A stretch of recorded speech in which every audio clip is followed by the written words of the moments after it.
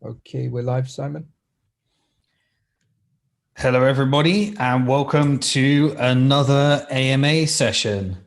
If you can hear me all good, please let us know in the live chat. Why don't you share where you're tuning in from so we can see, and I'll just check that out. Azad's also going to be moderating, so we'll be taking all of your questions. Today, the topic is going to be on why Warren Buffett is dumping bank stocks. And if you're a regular viewer, you're probably not going to be surprised by this.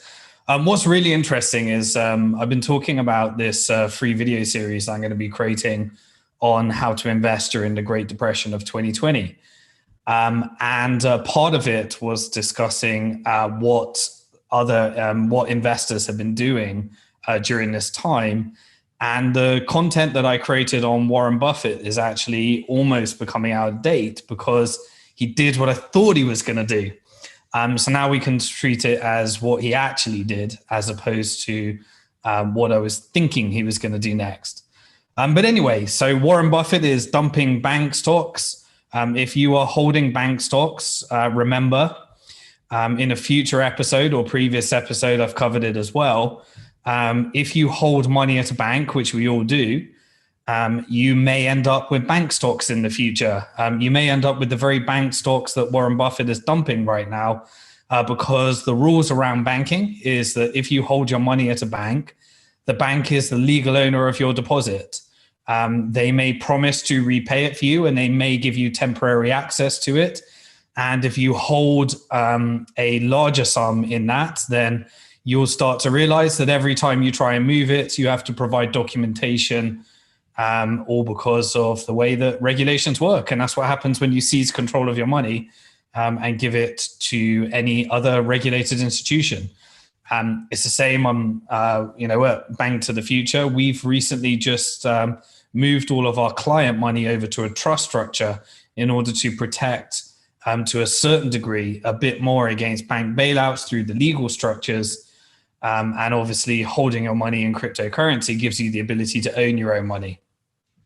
But what happens when you give your money to a bank is that when they become the legal owner of your money, they can take risks with that, and they can allocate it towards, using it for speculation or whatever they want to use it for, and give you a promise to repay instead.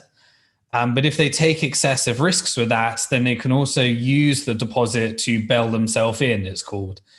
This happened in Cyprus. They tend to only do it with larger deposits. So those that were holding a larger deposit were used to bail in those banks. Then what they can do is once they bailed in, they may not just steal your money. They might do. They have every right to, because it is their money once you deposit it with them. They might, if you're lucky, issue with some bank stocks. So they'll give you stock in the company instead when they come into times of trouble.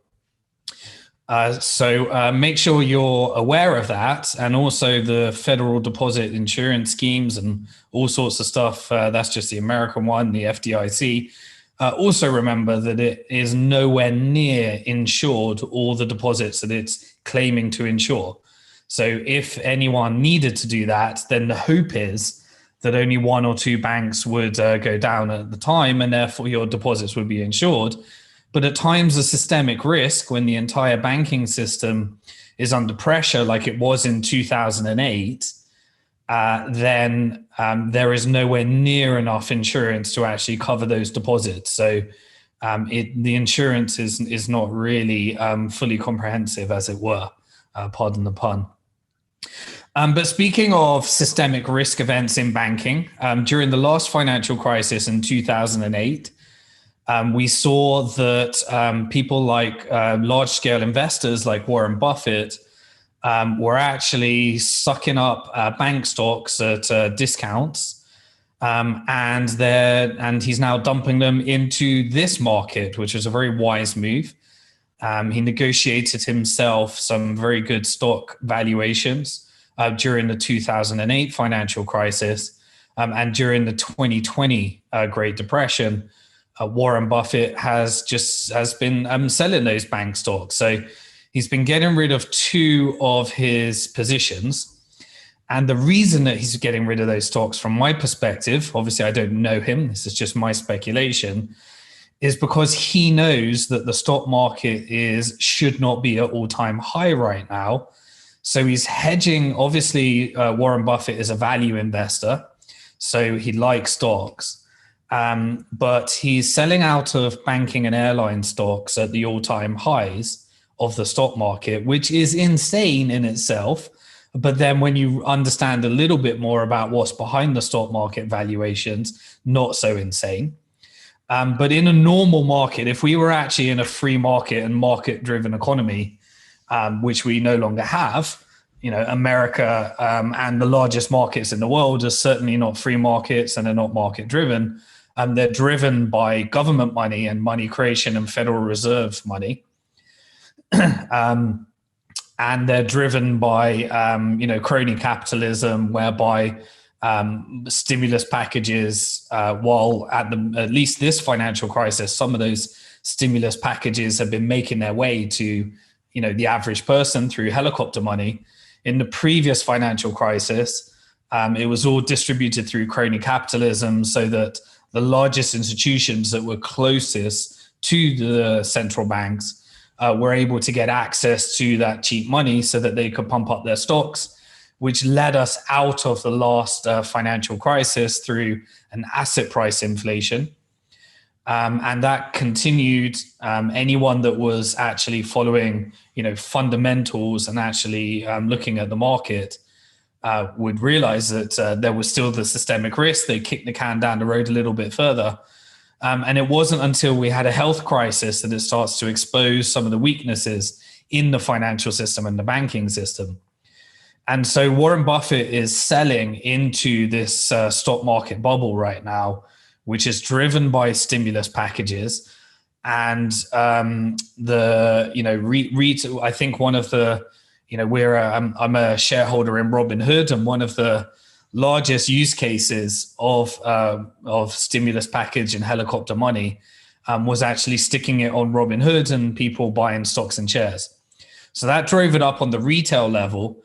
And on the institutional level, it's still, traditional institutions are still using it as a hedge against inflation by putting it into the stock markets. So we're at all-time high. The money is making its way into the market. It's also worth noting, when you dig a bit deeper, it's a bit like in previous broadcasts, I talk about how when you're discussing inflation, you can't really just have it as one general price goods, because some goods go up, some go down. The same as with the stock market. If you look at the stock market right now, it is really actually driven by the tech companies, which are the huge beneficiaries of the lockdown situation. So everyone's buying a new Apple computer or a new Apple device because they're all working from home now, and more and more offices are going out. So that's driving a lot of retail sales for Apple and Microsoft. And obviously Facebook, people are looking for new distribution channels online, given that they're not going to get footfall in a retail shop. Silicon Valley has taken every shop in the world and sucked up all the retail business through Amazon. And really, these tech companies are holding up the stock market. They make up, over 25% or approximately 25% of something like the S&P 500. And then you've got the big losers, the airlines, the Boeings, and all that type of stuff. But people are buying up their stocks. People love their stocks at these valuations. It doesn't matter that we've got record levels of unemployment. It doesn't matter that we've got record levels of bankruptcies. The money is making its way into the stock market, and the stimulus packages are certainly working in order to prop up the markets. So Warren Buffett is selling his bank stocks into this. If you're a believer in following the smart money, and I think Warren Buffett could be classified as the smart money, as one of the greatest value investors of all time, then he considers banking stocks overvalued here. And I think when he negotiated his 2008 bailout package, where he bought records levels of Wells Fargo and Goldman Sachs stock, he would have had lots of information rights and inside information as part of the bailout packages. And now using those as a larger shareholder, you obviously have special rights attributed to those investments. He's made the determination that now is the time to sell bank stocks. And he's taking that money. And what's really interesting is he's always been a bear in gold. He's always thought that there's more value in the stock market. So now he's essentially doing the whole pick and shovel play, where rather than buying gold, he's buying the gold mining stocks and different gold mining stocks. So that's really an indication of what I think is to come, which is when you have someone like Warren Buffett selling banking stocks, meaning as an insider, there's something that he knows about banking and the bank investments that we probably don't know. We can speculate, obviously, but we don't have the inside track that he has. And also using that information to actually reallocate that capital to gold mining stocks means that Warren Buffett actually now has dumped a lot of his financial services stocks. And now we can actually get maybe a more realistic indication on his perspective on whether Bitcoin really is rat poison or not. So Warren Buffett, very famously, when he was a big investor in the bank stocks, called Bitcoin rat poison. He's always been bearish on gold and thought it was a pointless commodity because it doesn't pay dividends or give you yield, which is designed as a store of value. That is what it's designed to do. It's designed to preserve your wealth rather than increase your wealth. But he's now shifted some of that into gold stocks, which I guess he considers the smart way to get access to gold because it can pay dividends and he can get his additional yield, which is part of his value investing strategy. And he's obviously seeing value here. So that's really interesting to see. I'd look forward to seeing what comes out of more traditional investors as Bitcoin is starting to actually, I think it's hovering around $12,000 at the moment. The turning point for Bitcoin was when Peter Schiff came out and said, what are you going to do if it never gets above 10,000? Well, straight after that, it went above 10,000 and it's held above 10,000. But at the same time, I don't like to mock people for short-term price predictions because it's a loser's game. This is about long-term. This is about determining where is the best place to park your capital so that you can build and preserve your wealth. And gold obviously makes a big part of that play as well. So I'm actually going to be creating in the free 4-part video series exactly what you can learn from many of these iconic investors. So look forward to bringing that to you. But anyway, stocks are at all-time highs. Warren Buffett's dumping his bank stocks into the highs. The Federal Reserve is also making further announcements on their central bank digital currency. If you're a long-term viewer, you'll know that way back in 2016, I talked about how central bank digital currencies, the whole Bitcoin community was ridiculing the concept of a central bank digital currency. It's been talked about for a long time. But I told them in 2016 that it is actually radical banking reform because it's actually an attack on privately created money. In a previous broadcast, I talked about 3 monetary systems colliding. And one of them is private and hybrid model, which is where banks create money, which is the model that we have for digital currency at the moment. Every time a bank issues a loan, it creates a new digital representation of the government's currency.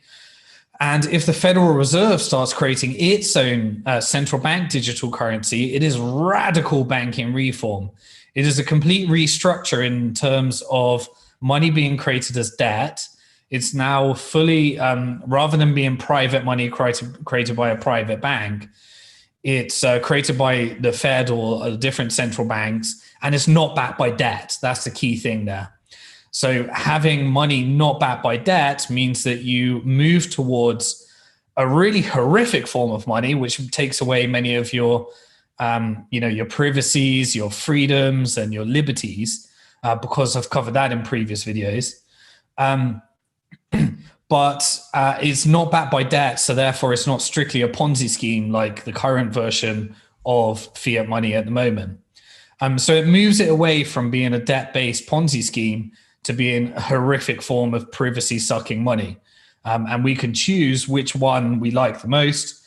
And we will still continue to use it because it has a lot of utility, unless you're obviously involved in one of these currencies that is completely being destroyed against the dollar at the moment, like countries like Lebanon that we've covered in previous things, which has lost approximately 90% of its value against the dollar, which is a complete destroyer of savings. So we're going to start to see many of these currency wars play out as the Federal Reserve starts to launch its central bank digital currency. If you're a long-term viewer, you'll know that I think that that's going to be used as part of the stimulus package in order to drive adoption, giving people free money, getting them hooked on this drug called central bank digital currency. And then it will be issued in proportion. So Warren Buffett knows that there's something up with the banks. When we actually start to see some of these stimulus packages lead to individuals not being able to cover their mortgages, then we can start to see some corrections there and enter the Federal Reserve's or central bank digital currency. China's also expanded their central bank digital currency beyond its pilot. It originally piloted by integrating with some of the large tech companies and doing it in certain regions. It's now been expanding out the regions. So it's going for full-blown adoption of the central bank digital currency, but not much of a difference in terms of how the China financial system actually works, given capital controls and some of the, the way that China actually organizes its currency and organization. It's not a big radical banking reform, but it's a huge banking reform in countries like the United States and other. We've also seen Bitcoin enter into what looks like its bull market now, and gold entering its new all-time highs as well, which is a bit strange for Warren Buffett, given that his value investor principle of always trying to get things before others, when he's saying he's always buying things when people are selling and selling things when people are buying has always been his philosophy. Also in the cryptocurrency markets, we've seen billions pouring into the decentralized financial DeFi area, people seeking yield, converting their fiat money into cryptocurrency, and then looking for some of the yielding things. Still very interesting area, still very high risk, and still producing abnormal returns, but very, very interesting things. And I'll cover more about that in future videos, I think, because there's really interesting things happening there. So that's really the main topic for today. So what I really wanted to do is pick up some of your questions. So Azad is actually going to be jumping into the live chat. And I managed to keep the intro part of the topic to under 20 minutes. If you're enjoying this video, please do help out, like, share. There's some really strange things happening on YouTube at the moment. We've noticed that we normally get hundreds and hundreds of comments, and some of our previous videos just had like 1 or 2 comments. And to me, this seems to be some kind of shadow banning or censorship going on there, certainly. So if you could help us out, like this video, share this video, add a comment, and let us know somehow, I guess, on Twitter or something, if you left a comment and it doesn't look like that's actually showing, because we're seeing some really strange behavior. Either it's because we're talking about crypto and that's being, the algorithms are kicking in. But the more that you like, the more you share, the more we can make sure that this content reaches more and more people. And the more subscribers we get as well, giving us, the ability to have a bit more influence in case any shenanigans happen, which is probably going to be happening at some point as the financial system unfolds. So Azad, is there any questions we got so we can jump into the AMA part? Yes, we're getting... Oh, actually, sorry, I did forget to cover one more thing. Obviously, last week, we promised that we would announce the winner of the Retirement Plan B online coaching program. We're going to be doing a 7-week online coaching program, and we revealed some of the different things that we'll be covering. And it was really, really useful. We had approximately 300 to 400 people that actually filled in a questionnaire, which we're going to use to make that retirement plan be the best program we can best possibly make it. It was really useful. So we'll be announcing at the end of this who actually done that. We've got a Google Doc random generator. Some of you might have the same alias names, but obviously we're not going to share the emails, but we'll generate out there. And then if it looks like 2 people signed up with the same name, we'll just email you later after this to let you know that you have won that program. So really thank everybody for that feedback. We're going to use it to make a better program.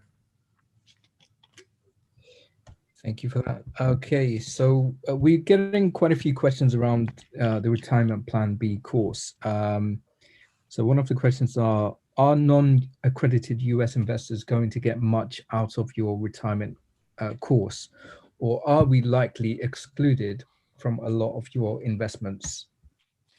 The idea behind the Retirement Plan B is actually us. So at Bank to the Future, to give background and context on that, as a registered securities business, it means that at Bank to the Future, we have to adhere to securities laws. And global securities laws restrict who can invest in certain asset classes. And so we have to go, when our investors register at Bank to the Future, we go through the process of being as inclusive as we can, but also adhering to many of the compliance and securities laws globally. In the case of the US, in certain deals, you have to be what's known as an accredited investor. And outside of the US, you will have different qualification criteria. We're currently, in previous videos, we talked about a funding round. That's actually going to be closing very early next week. So if you wanted to actually get into that, you can just head over to banktothefuture.com, see the way that you can qualify for that, and you can become investor in Bank to the Future, our parent company.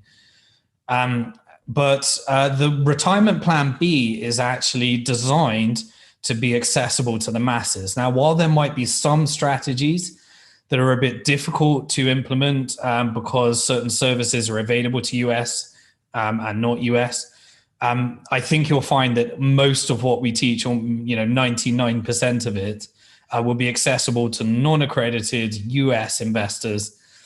I like to build equity portfolios, and some of those equity products, which is a part of it, will only be restricted to certain types of investors, but the vast majority of the strategy is available to all the masses. And the whole point of us releasing and launching this Retirement Plan B was to actually have online education for the masses, and then give the ability for the masses to build a retirement plan as well, using what they learned. And in future releases, we'll look to maybe put together some kind of managed fund as well that we might be able to open up more. But yeah, it's not just restricted like some of the restricted securities that we do. Thank you for that. Some of the financial instruments led to the global financial crisis. Is that correct? And are some of those financial instruments entering the crypto space? Yeah, so the financial instrument. So, okay, there's 2 parts here. The first is fiat money, and the way that it is actually created is the reason that we had a financial crisis. There's a reason why we have systemic risk in our financial system. Now, the financial products are actually clever ways of trying to keep the Ponzi scheme alive a little bit further. But they are just products that kick the can down the road a little bit further. Remember the rules of the fiat money system. Because money is created as debt, it means if you want more money, if you want economic growth, then you have to have more debt. If you want less debt, if you want to reduce debt, i.e. government debt, individual debt, or corporate debt, then you have to have less money. Because the way that money is created, if you've watched any of my other previous videos, is that every time a bank issues a loan, it creates new money. So you're always trying to get more and more loans in order to increase the money supply so that you can stimulate economic growth through credit creation. Hopefully some of that will lead to genuine innovation and genuine productivity growth. And that tends to happen through small businesses that end up becoming large businesses.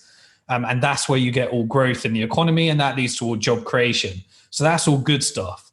But credit creation that doesn't make its way into the productive economy, i.e. end up creating new jobs through stimulating business, is just instruments that are used to kick the can down the road a little bit further, to perpetuate the debt a little bit more, so that we can then roll over the economy without actually having the inevitable correction and deflationary event, which governments are so insistent on not letting happen, even though deflation, increasing interest rates, is exactly what we need in order to try and get back to an economy that's based upon market again, rather than the markets and Ponzi schemes are actually using to.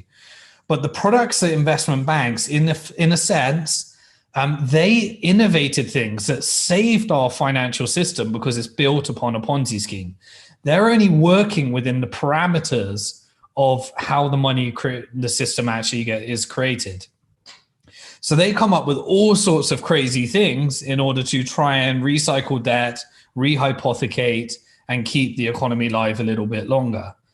But the root of the problem, these are all symptoms. And so we look at regulations to fix some of these symptoms, but the root of the problem is money creation and fiat money. And that is where economists have a lot to answer to, because many of them, with the exception of a few schools in economics, have just point blank forgotten that it's important to look at the foundation of how money is actually created.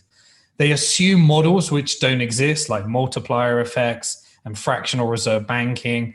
And even then, many of them ignore that and consider bank an intermediary between borrower and lender, which they are not. They're actually money creators.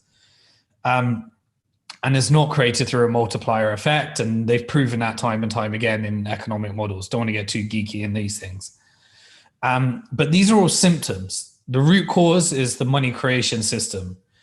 And so when you're talking about some of these financial products moving over, so if you take a financial system that's built upon sound money, i.e. Bitcoin is money you can own, money you can spend, and money that cannot be changed, is not backed by debt, cannot be diluted, you can still build all the financial products on top of that. Some of them will implode, some of them will be Ponzi schemes, some of them will just be point blank scams, some of them will be incredible innovation that changes the financial system forever. But if you have a foundation of sound money, then you can separate the money from the instruments. Now, the instruments are really investment banks and banks created an incredible amount of innovation and financial innovation over the years. And a lot of that is being applied to the crypto markets. But remember, just like with gold, if you're investing in gold through an ETF, if you're investing in gold through futures contracts, if you're investing in gold through any type of derivative where you don't actually hold the physical gold, even if you're storing it in custody with another entity or a custodian, then there is not enough gold to meet all those obligations from these paper gold contracts that have been created. But the physical gold is different to the paper gold. And I think you're going to see the same in the crypto and Bitcoin markets. The physical Bitcoin is going to be different from the paper Bitcoin through all this financial engineering and financial innovation. So when you build all this upon sound money, i.e. it's not a Ponzi scheme where you have to have more debt in order to have more money, then you have actually the foundations of taking all of this, record levels of financial engineering and innovation, applying it to these markets and building it upon sound money. And I'm not saying all the innovation is being built upon Bitcoin. Most of it's being built upon Ethereum. And that is very different from Bitcoin. Ethereum is certainly not sound money. Ethereum is a protocol for building decentralized financial products and various other innovation. But a lot of that, what you're seeing right now is things like, for example, you can take some of your Bitcoin, you can wrap it into a smart contract called Wrap Bitcoin, and therefore you can utilize your Bitcoin as collateral, sound money, to actually take advantage of many of these decentralized financial products that are being built.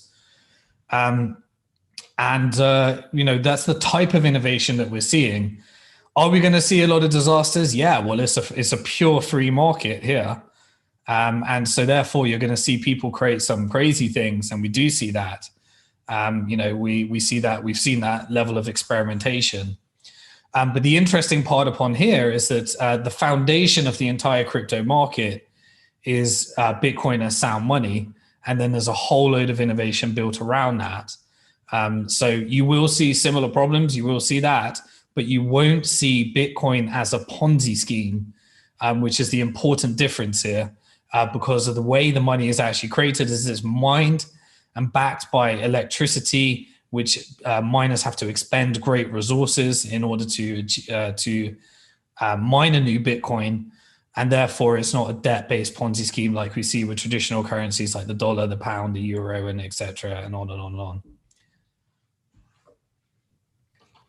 Thank you for that. Okay, so we've got a question about Warren Buffett, or Buffett. I say Buffett. Is Warren Buffett left with limited options?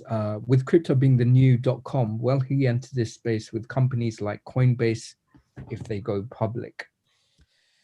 Yeah, so a disclaimer again, I try to, whenever I can, mention, so I am a shareholder in Coinbase through Bank to the Future. Coinbase,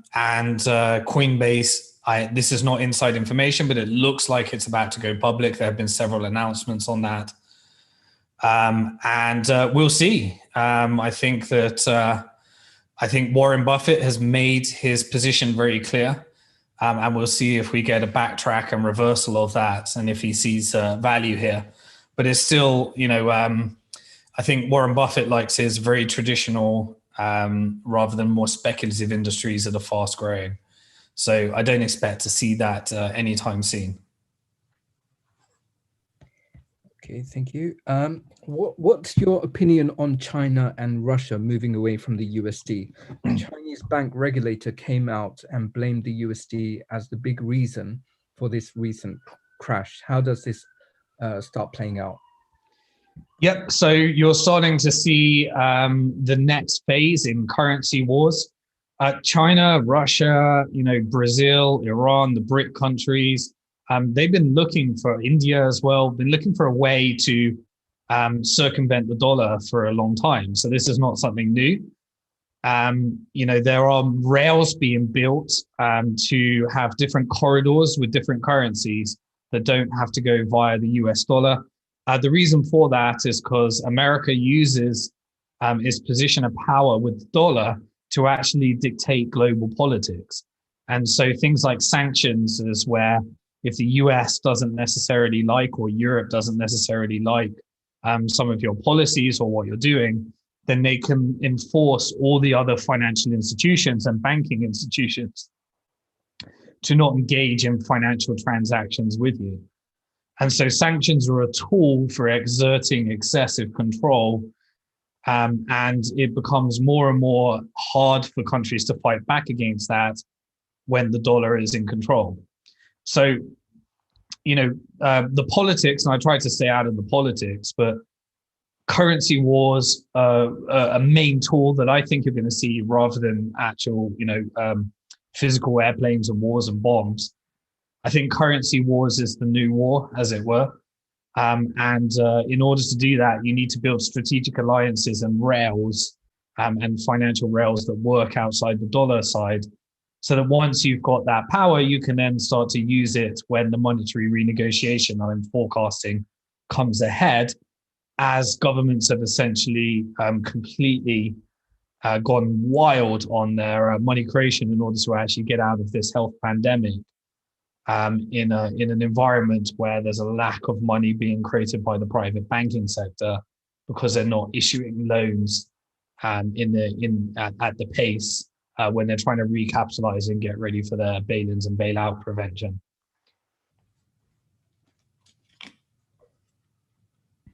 Okay, thanks. We've got a question regarding Max Keiser. What do you think about Max Keiser calling Ethereum an exit scam? Do you have an opinion, Si? So let me try and deconstruct. So Max Keiser has obviously been around the block. I met him in 2011 when we spoke together at the very first Bitcoin conference in Prague. He's been around the block, as it were, pardon the pun, and he's found himself upon Bitcoin maximalism now. where he's seen so many other things and so many other experiments. And so what I think he's referring to when he's calling Ethereum an exit scam is that Ethereum was essentially funded by the Bitcoin community. And a bunch of us could have taken some of our Bitcoin and put it into what's known as a token cell at the time. And the creator of Ethereum is a guy called Vitalik Buterin. He was experimenting on Bitcoin, building something called colored coins. And the Bitcoin wasn't really purpose built to have a lot of the innovation in terms of what Ethereum can do. So he reached out to the Bitcoin community. They all chucked a bunch of Bitcoin into Ethereum through this ICO. Ethereum actually almost went bankrupt. It raised about 15, or I think it was 18 million, if I remember correctly. And when you invested in it, it took about 2 years to get the technology out. And it was during the last Bitcoin bear market, and it almost didn't make it through. But then went on to become one of the most successful investments in the crypto space. And so I guess because everyone sees Bitcoin as, or not everyone, some see Bitcoin as a store of value, then if someone gets a bunch of ETH, they create value there, then you can convert them to Bitcoin. Then maybe Max Kaiser's taking the opinion that Ethereum is actually an exit scam. Vitalik is actually one of the wealthiest people in crypto as the creator of Ethereum. There was a pre-mine, which means that, this is why things like Ethereum are different to Bitcoin. Bitcoin was launched at a time when there was no value. No one really knew whether it would ever be valuable. It was pure technology play. But everything that was created since has had it where there's large holders and there's, coins that are pre-mined and then distributed to fund the growth of the project. There's nothing wrong with that per se, just as long as you understand that it's not really sound money, it's just something different, like Ethereum is. And I don't believe that it was created as an exit scam. I would disagree there. I think that Ethereum has attracted an incredible developer community that are doing really interesting things in the decentralized financial product space at the moment. And I personally believe that Ethereum is here to stay, but that doesn't mean that I think it's even in the same category as Bitcoin, because it's just not. They optimize for different things. Bitcoin is optimized to be that commodity, like apolitical money that you can own, money that you can spend, and money that no one can influence significantly to change its supply. Whereas Ethereum is switching, it's about to go to Ethereum 2.0, where it moves from being backed by miners and electricity to being backed by what's called proof of stake, whereby you receive new ETH when you hold it. And that's, these changes just show you that you don't really know what you're getting when you get with Ethereum. So that's why it's not really considered a shot at being sound money. But it's optimized for the use case in which it prevails.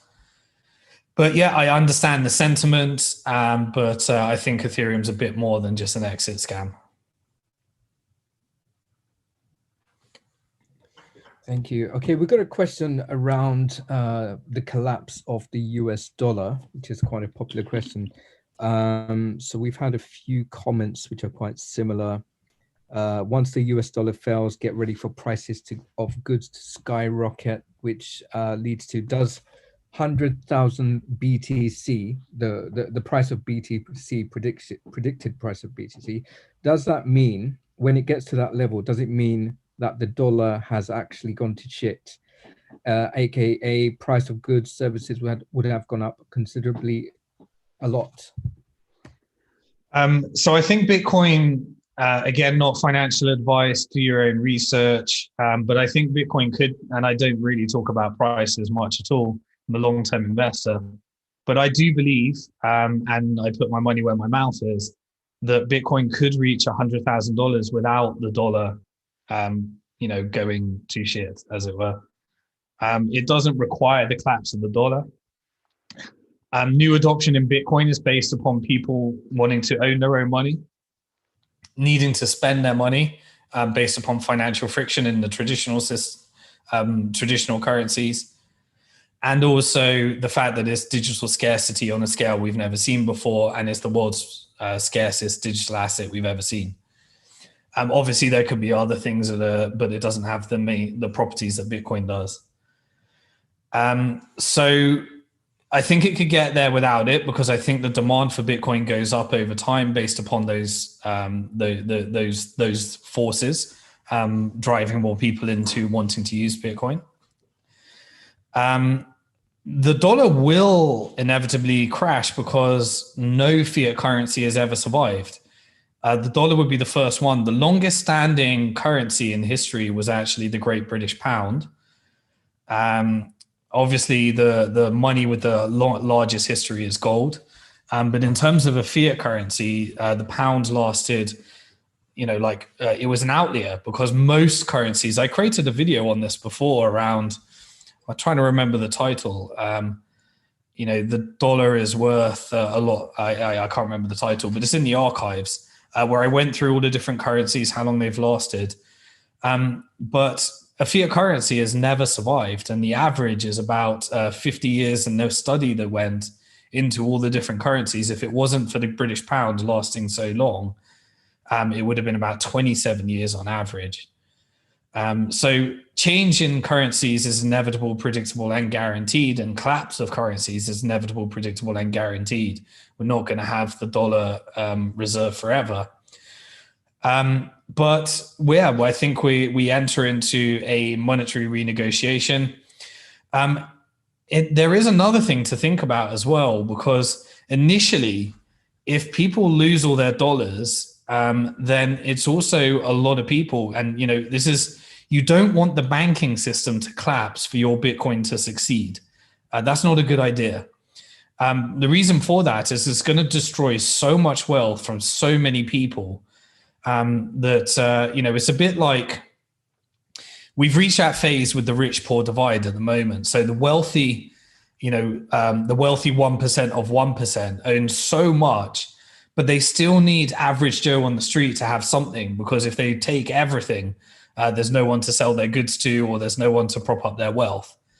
And so Bitcoin can be the same thing. I don't believe that we're going to enter into this hyper-Bitcoinization phase. I think Bitcoin's going to grow and take more and more demand, but I think fiat currencies are here to stay.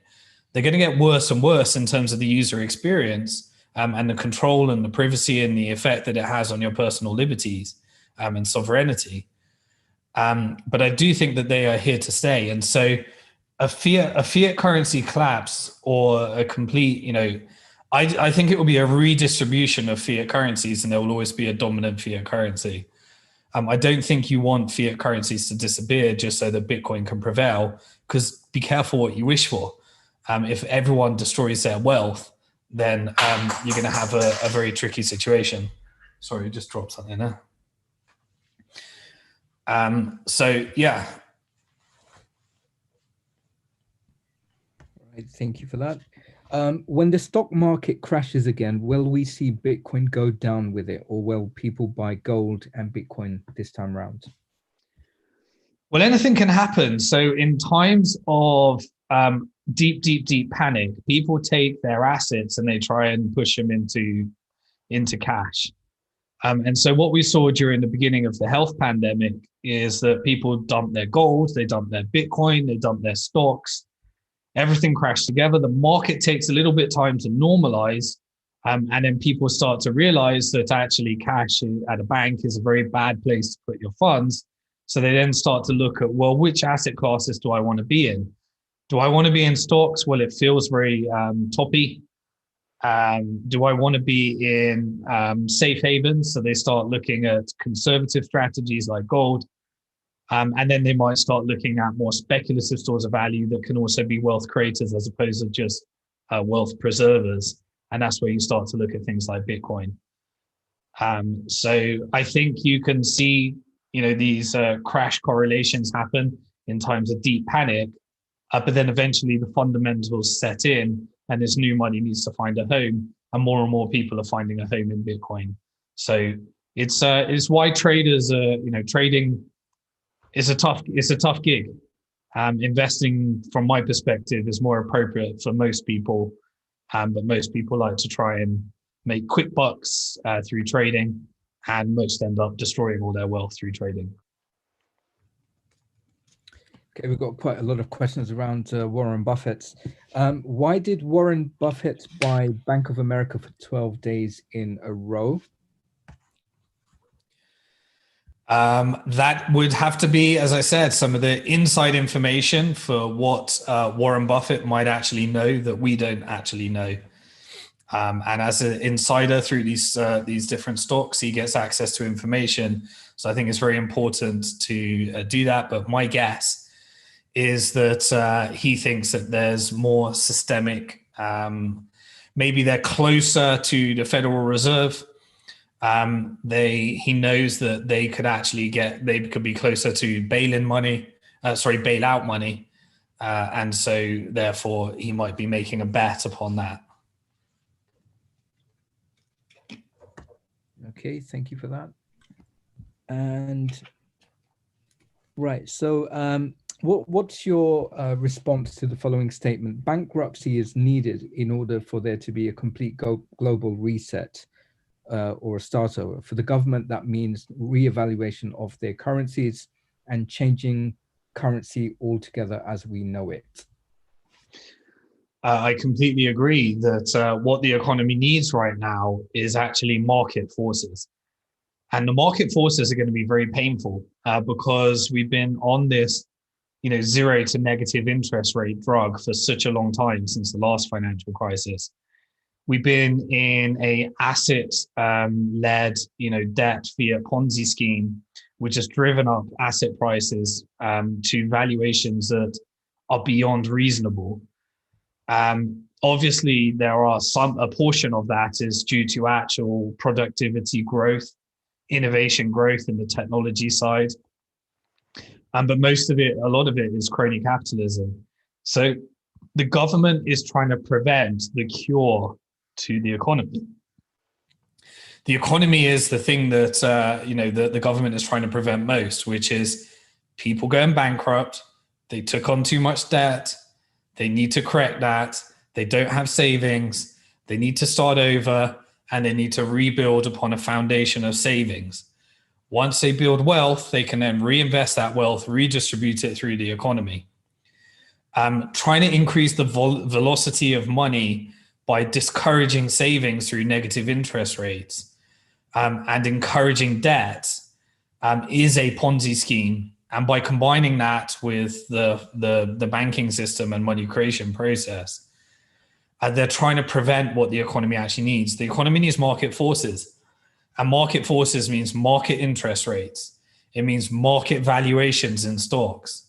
It means market valuations. So if no one can afford to buy property apart from the rich, and everybody's renting from those that are actually accumulating the assets, then there's an incorrect price in basic supply and demand. Because through crony capitalism, the wealthy are getting access to the financial products that allows them to use the debt markets to accumulate more assets, and banks get to create money every time they issue a loan. And then when you default on those, they actually get to repossess the real estate or property.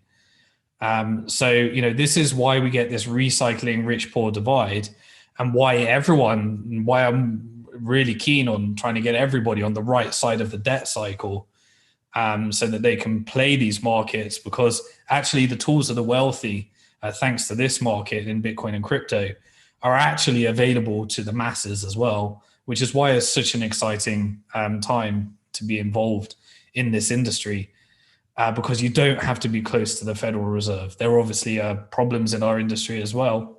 Not going to deny that. But yeah, we do need deflation. We need things to become, there's nothing wrong with property markets crashing. That creates an opportunity for all the people that couldn't get on the property ladder to buy it. Property corrections, they may not be good for elections. They may not be good for getting votes. And they may not be good for all of the people that are coming along and saying, please bail out my property. Please keep the prices up further. Please, government, keep the prices up, we need to actually maintain the status quo. A correction is exactly what is actually needed. And until we do that, we're going to recycle. And then the correction that eventually inevitably has to happen just gets bigger and bigger and bigger until you end up in a government debt crisis like we're seeing in Lebanon right now, where the mismanagement of the financial system leads to destroying currencies, and that leads to destroying people's savings and wealth. That is what the government is asking for. Why? Because they only care about an election for a few years. They just don't want it to happen during their election. And so it's a systemic problem. No one's going to reform in their election because no one wants to be in that. And you know what? Is you the people as well, because you won't vote for them if they crash the economy. You want them to be pushing up your property prices. You want them to be perpetuating your assets. And whenever a government says, no, we can't afford it, they say, give me more, give me more, give me more. So it's actually us as well as people asking the governments to pay for everything and solve every single problem in our life that are actually big parts of this Ponzi scheme. We're all actually a part of this. It's why it's systemic. And if a government actually did what they need to do, there'll be riots on the street telling people the government needs to save me, the government needs to bail me out, the government needs to give me more. And we're all a part of the problem when we're playing to that. It is systemic. It's going to be painful at some point. Thankfully, there is an exit and people can hedge their exposure. Okay, we got 5 minutes and I guess we've got one more, a room for one more question or two more questions, Si. How are you feeling? Good, yeah. Did we start on time? So I think we can get two in probably. I think we were about 5 minutes late. Okay, so I think this next question is quite appropriate given the fact that we're in a pandemic. M2 is at 3.5 trillion. If a vaccine is found for COVID-19, does all that money go into the stock market? If a vaccine is found, I'm not sure I'm fully understanding, does all that money go into the market? So I'm trying to reverse engineer the assumptions you're making here. So the assumption is that a vaccine is good for the economy because people can start to exit their houses. And I guess there's an assumption there that the vaccine is actually good. That's not definitely true.